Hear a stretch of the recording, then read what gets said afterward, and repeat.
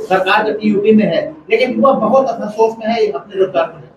देखिए, अभी कुछ दिन पहले जो पुलिस की भर्ती हुई उसके एक साथ प्रमाण पत्र लखनऊ के स्टेडियम बांटे गए और ऐसा पहली बार हुआ इतनी बड़ी संख्या में बिना किसी को पर्ची खर्चा दिए हुए ईमानदारी से जो भी योग्य है उसको नौकरी देने का इस सरकार ने किया है।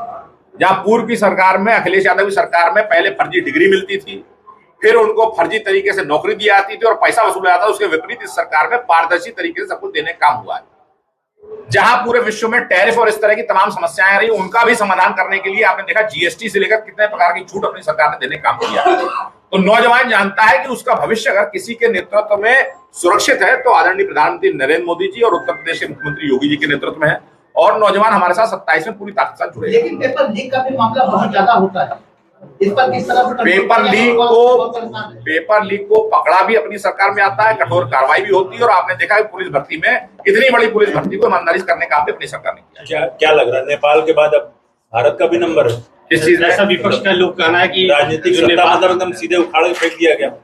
देखिए, ऐसा है, ने दिखाया वहां जिन लोग जिस देश की जो परिस्थिति है तो उस देश के नौजवानों में वैसा असंतोष रहा होगा तो वैसी परिस्थिति रही होगी, लेकिन अस्थिर लोकतंत्र किसी भी देश के लिए अच्छा नहीं।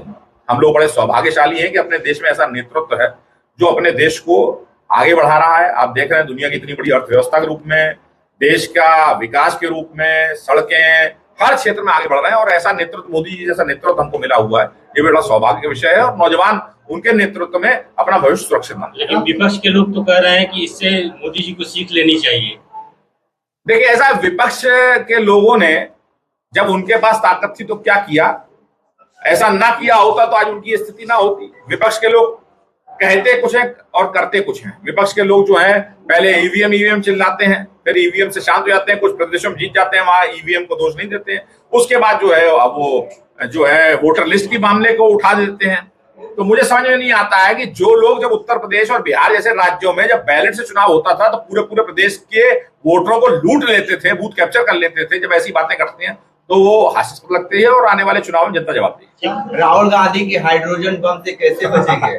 देखिए, ऐसा है, मेरा जवाब देना पड़ेगा आपको। मेरा मानना ये है कि राहुल गांधी जी के सारे बमों का जवाब जो है जनता रूपी जो है वो एटम बम दे देगा। संतों का लगातार भारत को हिंदू राष्ट्र घोषित करने की मांग उठ रही है, सरकार से मांग है, युवाओं का भी आह्वान किया है। ऐसे में आज जैन शास्त्री वाराणसी थे, उन्होंने कहा कि भारत को हिंदू राष्ट्र बनाना चाहिए, नेपाल को भी हिंदू राष्ट्र पहले की तरह बनाना चाहिए। युवाओं को आप इससे किस तरह से आह्वान करेंगे उनके? देखिए, नौजवान देश की प्रगति का भी हिस्सा हो और अपने सांस्कृतिक अभिमान का भी हिस्सा बने। उस दृष्टि से अपनी सरकार, भारतीय जनता पार्टी की सरकार ने जो कुछ किया है अपने पुरानी पहचान को लेकर, चाहे काशी हो चाहे अयोध्या हो, उसको लगातार उस दृष्टि से आगे बढ़ा जा रहा है और देखते हैं आगे क्या होता है। नौजवान उत्साहित है, हम नौजवान तो चाहते ही हैं कि ऐसा हो जाए, ऐसी कोई दिक्कत नहीं। हिंदू राष्ट्र बनना चाहिए, बिल्कुल बनना चाहिए।